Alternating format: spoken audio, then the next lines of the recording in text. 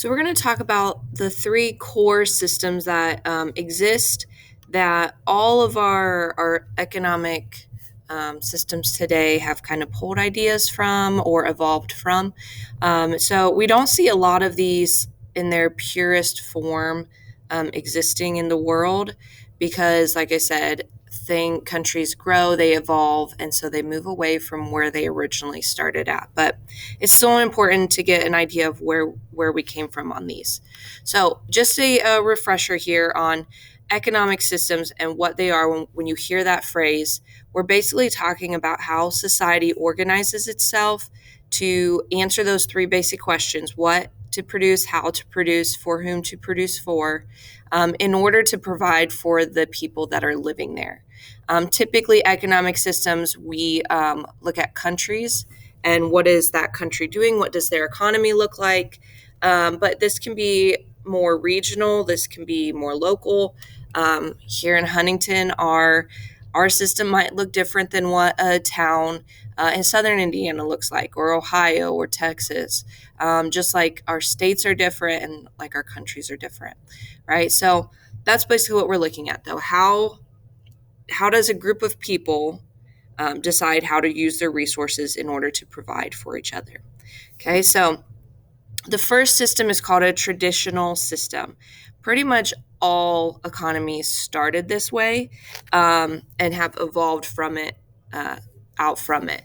So when we're talking about a traditional system, we're trying to figure out how are people being provided for and how are resources going to be used. That gets answered by the past.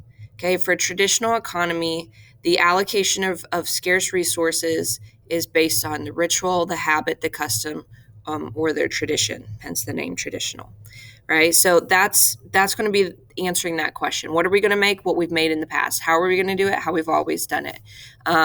Who is going to get access to it? The same people that have been getting access to it before.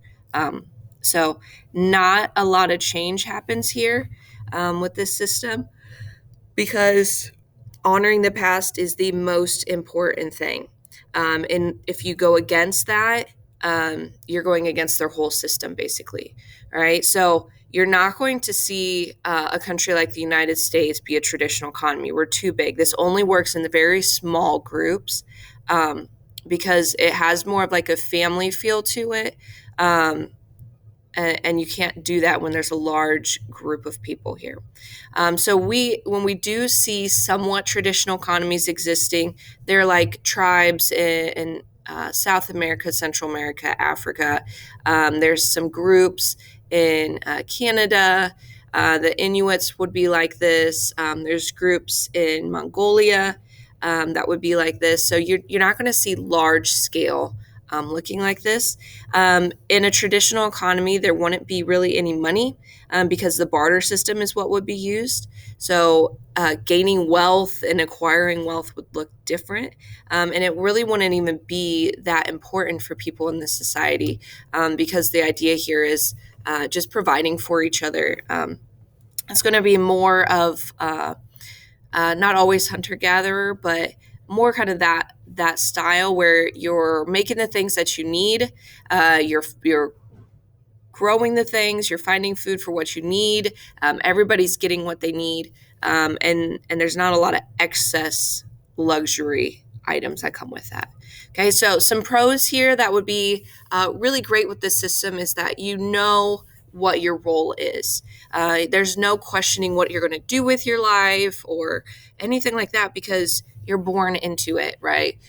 Typically, there's going to be families that are responsible for doing different things, and you're going to kind of feed into that. So, if your family is in charge of baking bread, you're going to be a bread baker, right? So, you don't have to question that, and that brings some comfort, right? Not trying to have to figure out what you're going to do with your life, and having that figured out for you.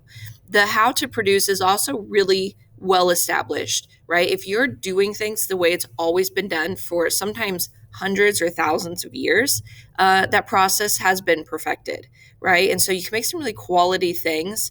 It may not be the best process in terms of efficiency, but when it comes to knowing what you're doing, that's definitely well known here. Some cons that go with this system is that they're not progressive. It's not about growth. It's not about having a higher standard of living. Finding the most efficient method is not important. When we're looking at those economic goals, price stability wouldn't even matter because, like I said, there's not really any currency that exists here. Um, Unemployment or full employment, again, not really that important because everybody has a job to do. And so the goals for this system look a little different. They are going to look for efficient use of resources. So, like, you want to maximize what you're getting out of them and you want to make the things that are useful. Um, but the method may not be efficient, right? We're not worried about economic freedom and having your choice for things because there's a lot of times not really any choice and what you can make or have or do. So those kinds of things just are not important here. Like I said, if you are thinking like, hey, let's try this new way or let's be progressive a little bit, that is a huge slap in the face to the system because honoring your traditions, your past is the most important thing. So if you question that, you're basically questioning everything. And a lot of times, tribes might kick out those people and not allow them to exist in that system anymore because of how offensive that is to do. All right. So all of us have started here. Way back historically. But as systems grow, they need a different way of operating. And so you evolve out of that traditional system into something else. All right, go ahead and go to the second video. We'll talk about command economies.